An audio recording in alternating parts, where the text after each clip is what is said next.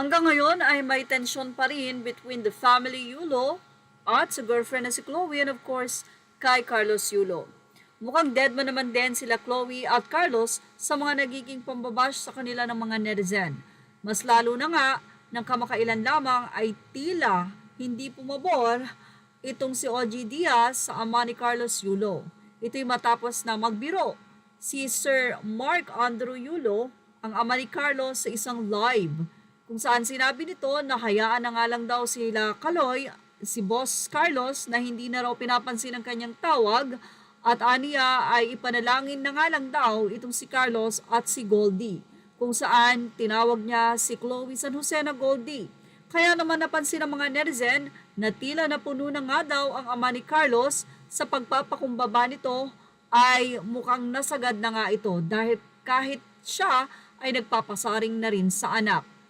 At nang sinabi nga nito na ipagdasal na lang ang kanyang anak na si Carlos at si Goldie dahil nasa alapaap pa raw ang mga ito at hindi nila alam ang karma na naghihintay sa kanila, ay napajoke na lamang ang ama at sinabi niyang joke lang.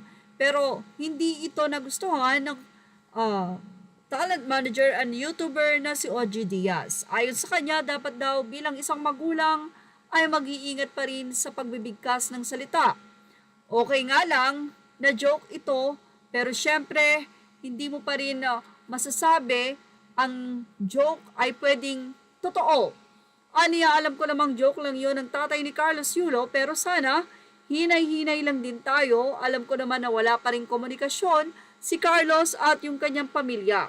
Yan ang pagdidiin ni OG Diaz sa kanyang YouTube channel. Aniya, kahit pa magbangayan yan, mag-ina pa rin yan. Ako naniniwala at dumidepende ang trato ng anak sa magulang.